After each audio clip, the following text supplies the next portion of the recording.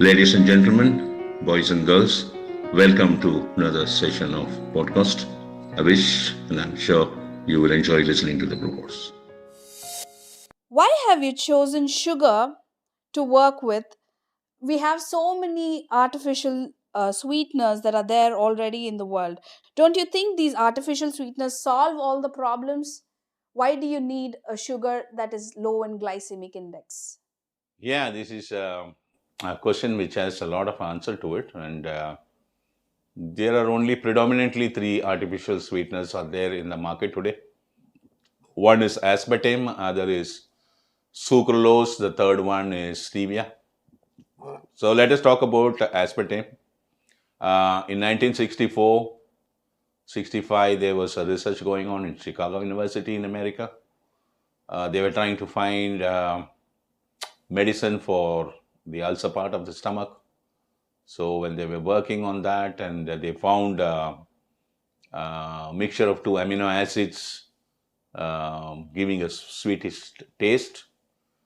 So this was the an accidental finding. They thought that this can be used as a artificial sweetener with respect to replace sugar.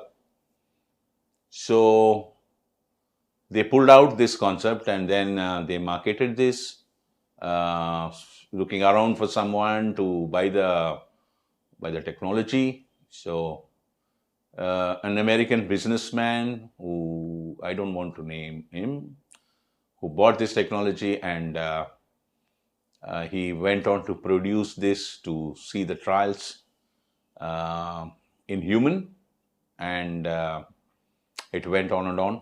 So they found this was causing a lot of problem, because uh, methanol is always not good for us. Methanol is never good for us. You know that. So this is two methyl group of acids. These two powders, when it's mixed in a particular proportion. So what happens is, actually, in the recent research in the last 10-15 years, they found that aspartame in the blood can get converted to methanol at 85 degree Fahrenheit. So methanol can disturb our neuron cells, nerve cells. So they found a lot of problems, including cancer and so on. And in 1975, they asked FDA to give approval for this. He's a big businessman with his clout, but FDA did not approve this. Then, by the time he invested a lot of money in 1980, Ronald Reagan came into power. At that time, this businessman stood in one of the constituencies in America in 1980 election and became the senator. And then his friend, his businessman friend, who had become the chairman of FDA in 1980-81, and then he immediately jumped on it and got the approval and started marketing this in a big way. So you know what it is behind the scene. And then all these things are there in the net. If you can go and put history of artificial sweetness, you'll find all these stories. Of course, I'm picking up from the net and talking to you all this. Then in 1984, the Royal College of King in UK, United Kingdom, found sucralose. Sucrose is C12H22O11. They added 3 atoms of chloride, and that then it become C12H19, Cl3, and O8. It becomes 397 molar mass. This has become nearly about 600 to 1,000 times sweeter than sugar. That's how sucralose was born. They named it as, instead of sucrose, the chemical name for sugar, they named it as sucralose. So the same businessman, by the time, who was, ruling the world with this aspartame in many brand names, many trade names, who bought this technology from the UK authorities or whatever, the university. And then he kept it under his fold again. So he started vigorously marketing the sucralose along with aspartame to every part of the world. There's an Indian company which is in Gujarat who market all these things right from the time these products were introduced in the world market until today. Then came the stevia later in early 90s, and it's called the molecule of steviol. It's from a plant from Latin America, which is sweetish in taste, and then that was converted to artificial sweetener by the extraction of this plant. And they started cultivating this sugar plant in many parts of the world very slowly. But this businessman who was holding aspartame and sucralose could manage to hold stevia from getting it sold to the world market by making many of the governments putting stay for it. He had the clout to do it politically. And he was also the Minister for Defense in the American government when George W. Bush was ruling for 8 years. So he had the clout. Till 2009, he could block it. After that, the stevia came into the market in a big way. And stevia has a molar mass of 804. Anything beyond 200 molar mass, molecular weight, our metabolism cannot break it. So both aspartame is around 294 to 297. Sucralose is around 390 plus. And stevia is 804. All three of them, they have no calorie value. They are only sweetish to the tongue. And many research have been made in the last 20 years and beyond. And they have proved all these artificial sweeteners are very, very dangerous to the human health.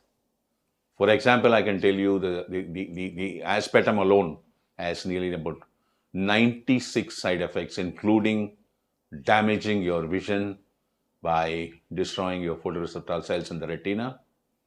And these artificial sweeteners are, in spite of so much of research has been given, outcomes have been given, the FDA and other medical authorities are not bothered to curb them. They allow people to sell them. So many kind of research works which is proving that some of the components which are sold widely in the world are very injurious to the human population. These research findings are not given importance at all. The money plays the role, the money wins the game. All these three artificial sweeteners are not good enough. You can go through the net, effect of artificial sweetness. You can, put it in the Google and read for yourself. There's so much of abundance of research papers are available proving how they are bad to us. And another important stuff is, if you are used to sugar, in the sense like we are all born from the childhood, from the day we are born, within a matter of few weeks, we start consuming sugar. When you are used to sugar, you're conditioned to sugar over a span of time of 30 years, 35 years, 40 years. Suddenly, when you declare diabetic, and then the diabetic, medical personnel turn around, or the food and nutrition guy turn around and say, stay away from sugar and sugar-related product. It's not going to be that easy psychologically, number one. Number two, physiologically, it is not supposed to be done. It's very simple. You must eat sugar.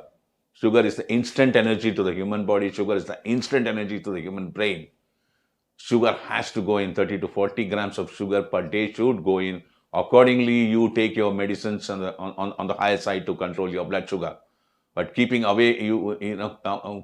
away from sugar, it's not going to help you. It's going to make you very tired. That's why you see the diabetic individuals are going very tired in the afternoon and in the evening. Most of them go very tired in the evening. Some of them even go tired after afternoon. So because that suddenly the sugar intake is abruptly cut off.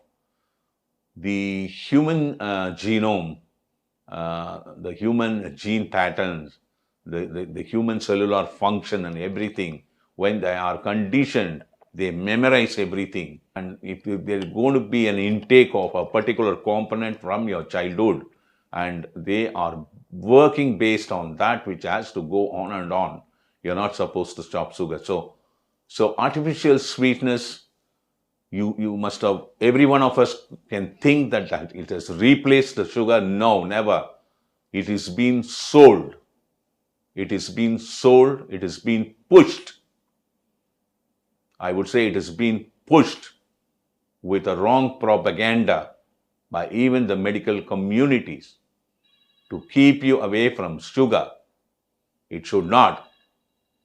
It's high time that you guys go and study for yourself in the net about the history of these artificial sweeteners and then the back effect of this with effect of these artificial sweetness and still how it is being sold with the clout of the business world, and none of us have awareness on that.